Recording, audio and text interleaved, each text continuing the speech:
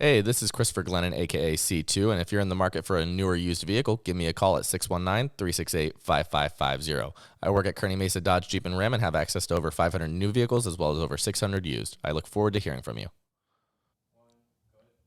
I'm C1. And I'm C2. And this is The Christopher Show. Cheers. Gonna start. The Pixel Lounge. Located in San Diego, the Pixel Lounge provides you with creator space for content creation for podcasts, photo shoots, interviews, and more. If you're interested, the link for the studio is in the description below. Click it and book your session today. Yep. I do want to say shout out to my brother Paul for his birthday. Uncle Paul. Happy birthday, Paul. Happy birthday. He had his birthday, and what a birthday he had. He got to go to the Michigan game. He took his son to the Michigan game. Michigan wound up winning the national championship. It was like a storybook kind of birthday for him, and it's something he's waited for since the 90s, because it's been 26 years since Michigan had won a championship. So they beat Alabama on the way.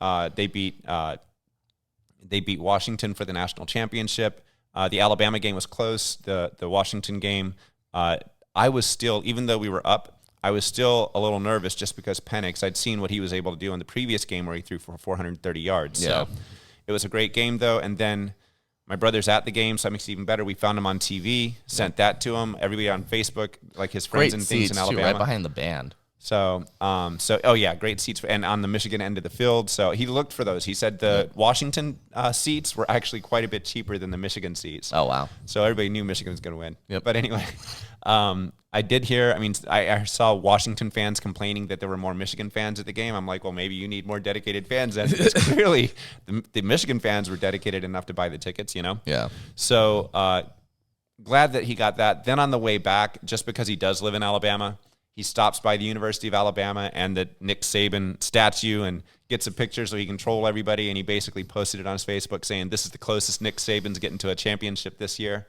And he's had a great time talking smack with some of the fans back there. The really cool thing is, you always hear how arrogant Alabama fans can be, but they were very classy as well. There were a lot of people in his comments that were like, hey, we know that you've put up with a lot of our crap over the years. Yeah. Congrats on getting yours. So they handled it with class for the most part. There were a couple that were like, still talking down or whatever. But then basically Nick Saban retires after Michigan beats them. Yeah. Then the Washington coach, DeBoer, retires after Michigan beats them. So, Michigan's just putting coaches out of jobs left and right. And then, of all things, the Washington coach goes, well, I'll go try that job that Saban had because I don't have to play against Michigan, because he was going to have to play against Michigan in the Big Ten. Oh, that's right. So he's a coward and ran from the Big Ten because he didn't want to have to face Michigan again, which I think is great because they were moving from the Pac-12 to the Big Ten. He's like, no, I don't think so. I saw that Michigan team this year. I don't want none of that. No, not in the regular season. So congrats to Michigan for the championship. Wolverines go blue. What a great time, even for me, because I am a Michigan fan. It was a great week, but it was even so much better because my brother lives in Alabama, and getting to watch him talk all the smack that he got to talk for the last week and a half for that, and that'll continue for the next year because obviously when you get a championship, you get that privilege. Yeah, exactly. So moving from Michigan to Detroit, the Lions. The Lions won the first round of the playoffs against the LA Rams. 23-24? 24-23. Yep. And you can't win if you have 23-24. All right. So anyway, I was just going in numerical order, right? But Decker went in the game, and Decker did this just so the refs knew and pulled all the attention to him. And so it came down to the play that they had in Dallas where they wound up pulling that kind of play. And instead of going to Decker, they threw it to somebody else. I think it was Laporta. And they complete the 2-point conversion. They get that. They wind up winning and beating LA 24-23. But during that game, one of the players on Detroit's side hit one of the LA Rams players. And Matt Stafford came over and gave him crap and was like, you're dirty, you're dirty, you're dirty. Because what happened is he hit him in the knee. And you and I saw this play, I think. I think you saw. I know I did. And when he hit his knee, he tore his ACL. But he dove, and when he dove, he hit the leg. And so, yeah, when you play sports, there's always that risk, whether it's that or wrestling. Austin Theory wound up injuring himself doing something. I'll talk about that in a second. But anyway, Matt was mic'd up, and so he went over, he was angry about the play. He's like, you're dirty. You know you are. You know you are. Well, the guy posted something on Twitter. He said, listen, I'm not dirty. It's just a rough game, man. It's football. Yeah. We're out there hitting each other hard, and every once in a while things happen, you know? So, and no different than going to the wrestling, the WWE event. Austin Theory was wrestling, and he's up on the rope, and he does a backflip, and I watched the video. I've watched it in slow motion. I watched it full time first, and when you see him land, he almost spikes himself in the head. If he doesn't have neck damage, I would be surprised. Now they said it was some kind of facial laceration, but for me, I mean, the way I saw him land, he was supposed to have flipped all the way over, and he didn't make it all the way over. He was right before he did, and so. Again, sports are, I mean, you get injured doing sports and it's high risk. And that's why when people are like, oh, wrestling's fake, I'm like, it may be fake, but it's high risk. Yeah. So, it's planned. It's not fake. They're still taking those freaking hits. yeah, it's choreographed on some level. They're working together, but the weight of the wrestlers, I mean, you can only do so much if you weigh 400 pounds to stop your weight from hitting somebody. Exactly, yeah. Or hitting the ground. Yeah, exactly. Or the ground falls, or going through the tables or things like that. Like they splinter, so you have to worry about that. Oh, exactly. I mean, getting slammed into the stairs on the side of the ring, I'm sure that hurts a little bit at the very least. Oh, yeah. Even when I've seen John Cena do it, and he pushes with his shoulder, like you can tell that he's pushing the stairs to lift them. Yeah. But you're still getting thrown into it. And then using your force to kind of lift it, but also... Yeah, I mean, like Jeff Hardy swanton bombing onto a ladder. From 30 feet up? Yeah. Yeah. Oh, yeah. They do some incredible things. Very athletic. Very Very be commended. Yeah. So now this week, the Detroit Lions going back to football. They play Tampa Bay. Green Bay beat the crap out of Dallas, dude. Like Dallas did that, like not even show 16 or something. It was like, yeah, something like that. It was something ridiculous. Like Dallas was waiting for the game to start, and Green Bay had already ran the score up. They made Love look like Tom Brady because he was so, he dissected them. But I think it was just Dallas no-showed. I don't think Green Bay is as good as that. San Francisco will get to find out this weekend because they are playing them. Yep. So we'll see how good they are. Detroit's playing on Sunday. I'm going to watch that game, obviously. Who do we play again on Sunday? Tampa Bay Buccaneers. Okay. So that'll be interesting. And then Buffalo Bills will play Kansas City. Now, this is Patrick Mahomes' first away game that he's played since he's been in the league, which is pretty impressive. Oh, wow. In the playoffs, it's the first time he's playing away. Oh, wow. And he already has his championship and everything. So, yeah. And then who's the other game? Oh, Houston Texans. They're playing Baltimore. That's gonna be Dude, Baltimore's beast. Like, they've been if killing. we make it to the to the Super Bowl game, or if we make it to the Super Bowl, I almost feel like Baltimore is going to be on the other side of that, and it's going to be a tough game because I don't see Baltimore losing to the teams that are still in it right now. So, and I'm not even a Baltimore fan, but that would put Jim Harbaugh's brother, Yep. into the same game with him. So that would be dope. That would be kind of cool. So, but I would love for it to be Detroit versus Baltimore, and then Detroit come out on top. So that's my hope. Yeah. So transitioning from that, kind of, I was going to talk about fitness a little bit, my gym and the things that I do. I go to the compound. I finally took you there. It was kind of part of your birthday present that we had done. I love the equipment there. It's nice. It's really nicely laid out. We're going to get a sauna here in a couple of months. The people that manage the gym are really dope. The other really cool thing that I like about the Compound Lifting Club, and you haven't got to see this yet, are the pups that are in there. There are a couple of French. Oh, the dogs. I think there's a Frenchie and a pug that are in there or something like that. But they're in there all the time. I have a couple of pictures I've taken just because one of them's laying down next to the equipment like he's just had a workout. So super dope, super cute pups. Excuse me. And then finally, I wanted to talk about investing, and some of this goes back to you, 401k. So I know this is a bit of a rough transition, but obviously I've talked with you. You're getting a finance degree. Yep. How do you feel about finance? I mean, you've traded some stocks. I've had you do a few things. I've shown you my trading over the years, the things that I do.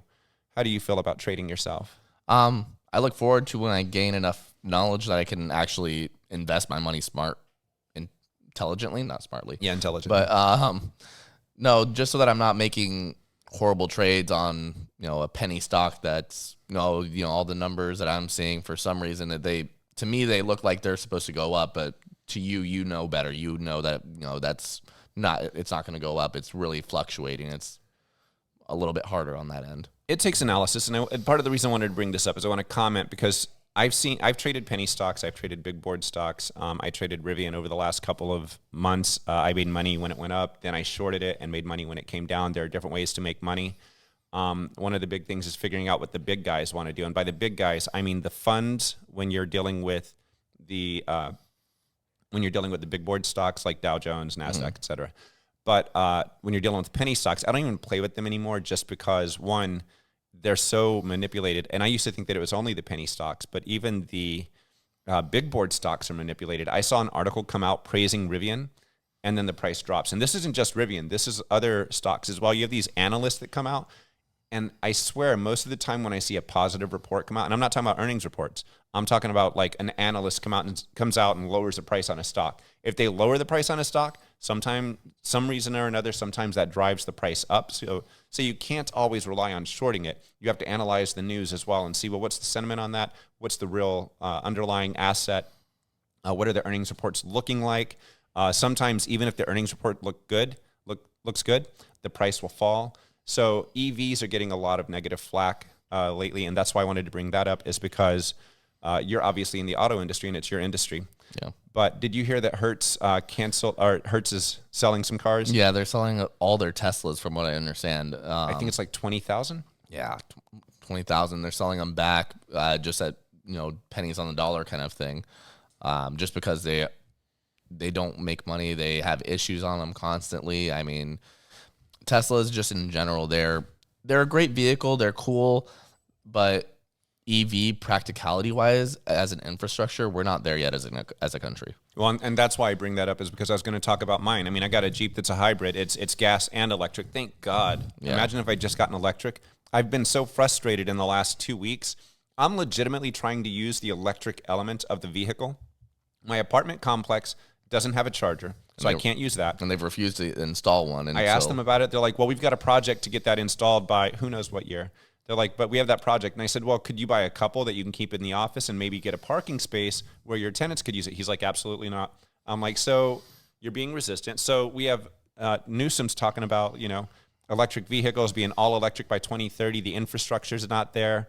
And like I said, thank God I have gas. I could never go all electric, and I won't. Yep. I heard in the Midwest when it got really cold this past week, your battery's supposed to hold a good charge. It can't hold a good charge. It can't hold a charge at all. And you'll plug it in, and you'll be waiting 9 hours for it to charge, and it still won't charge. And then on top of that, I heard that, since you've got to take your vehicle to certain places to charge them to the car charging places, that they were like freaking swamped with everybody trying to recharge their car. So it was a frustration for anybody that owned an electric vehicle in the Midwest.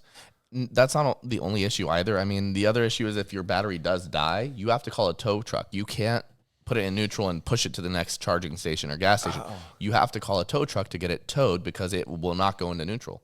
I didn't realize that too. So there are a lot of things that are really wrong with the electric vehicle market right now.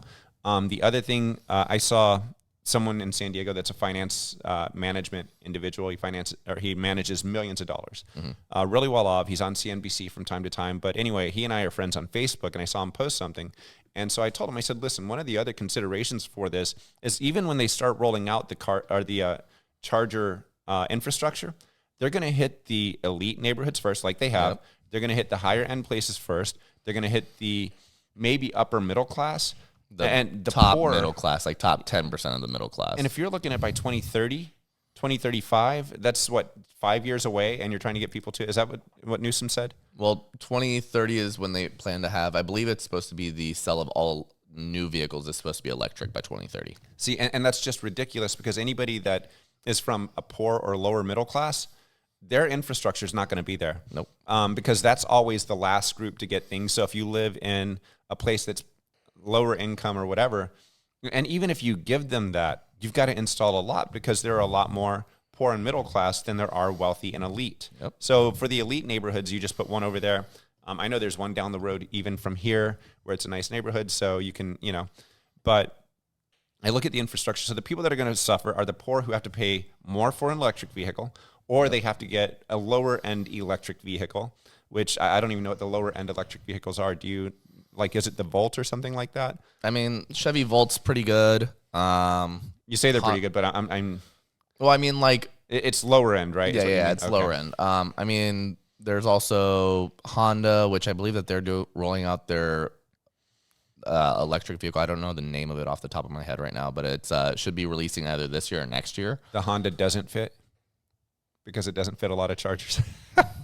I don't know. Anyway, but But you're right. It's one of those things where the lower end stuff that's going to be available. Well, if you're a poor person, you're not going to be able to afford the electric vehicle because you're already probably driving. I mean, I know that even when I was, didn't have it that well, I know that even when I didn't have it well off, like say I was in college or right after college, the lower end that I got was, I had a freaking 1986 Honda Civic hatchback that was sucky, dude. Like it was not good at all. And I used that thing to move to California. I bought it for $900, and this was by 1995. I was in college and bought it for $900. So you're looking at a 9-year-old car that already had a lot of miles on it. It got me to California, but it was one of those things where it's bare bones. So you don't have money to buy those kind of cars. And I took everything I had to be able to buy that car because I couldn't afford a monthly car payment. Nope. Then you've got to worry about the insurance on top of that. You worry about the insurance for the electric vehicles. And I'm not even sure how the numbers are running for that. Yeah. If it's more expensive or not. Thankfully in California, the battery actually has a 10-year, 150K mile warranty on it. So if something goes wrong with the battery, you basically bring it back to the dealership. They'll either make a repair on the battery itself or replace the battery entirely.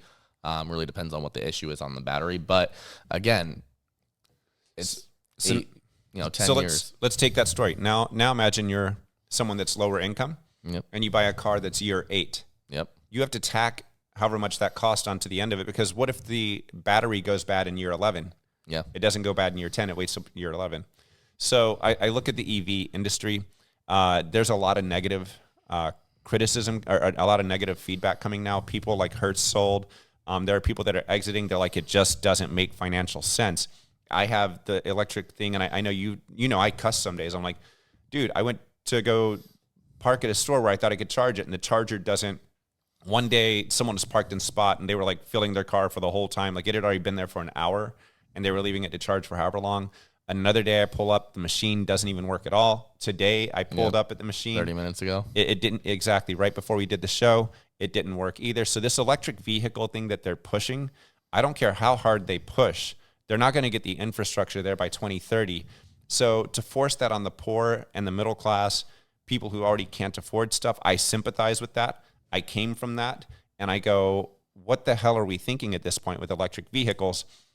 You're not going to be able to get it there. Now that it's getting the negative exposure, you're going to wind up slowing down the momentum of what they had built up over the last however many years. Yeah. So, were you about to say something? Well, I was going to say that, it's not that this is the first year that Tesla has had this issue. It's happened for the past 2 or 3 years even, where during the winter they can't charge the battery. Yeah. Well, and even with Rivian, I heard that a Rivian owner had an issue with his windshield. It cracked or something like that. Well, since it's custom made, I guess, for the Rivian, dude, he had to wait 8 months for them to replace it or something like that. It was a lengthy period of time before he could get it replaced or get it fixed. There are certain things you don't have enough mechanics out there that can deal with Rivians yet. So you have these electric vehicles coming out, but there aren't, on top of that, there aren't enough mechanics that can fix the problems that are wrong with them. Yep. So, do you have any other commentary about electric vehicles? No, not at the moment. Most of the things you sell are gas-powered, or? We have plug-in hybrids like your Jeep. We have the plug-in hybrid Grand Cherokees, Wranglers, Pacificas. Those are the ones that typically end up selling a lot. From what I understand is that we won't be selling gas-powered Wranglers anymore. If you want one, it has to be custom ordered. Wait, you mean, when you say gas-powered, you mean only all gas-powered? All gas. Yeah, I was about to say, make sure you're clear on that. Well, plug-in hybrid versus gas. Understood, but make sure that you're clear on that, just because the audience doesn't necessarily know. So fair enough. But so from what I understand is that basically if you want a full-on gas, a full gas, it's called an ICE engine. Internal combustion engine. Exactly. If you want one of those, you have to custom order it, where you're waiting 4 to 6 months before the vehicle gets there. Yeah, and at this point, I've lost mileage by going from my old Jeep to my new Jeep, because technically my old Jeep used to get about 340 miles. This one's getting 300, and it doesn't seem like it's a significant thing. Now, don't get me wrong.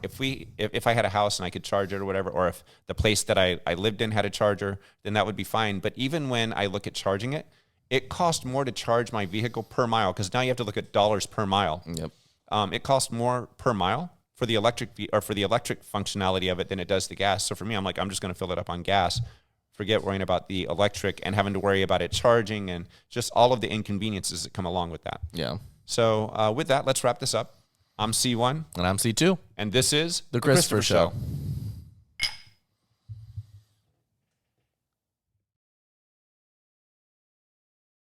The Merchant Card Group. If your business needs payment processing services, hit me up and I'll give you a referral code. With my referral code, send them your statement, and if they can't beat your current cost, they will give you $250. That's how confident they are that they can beat your cost. You can reach me at CA Glennon on Instagram or at 619-249-9328.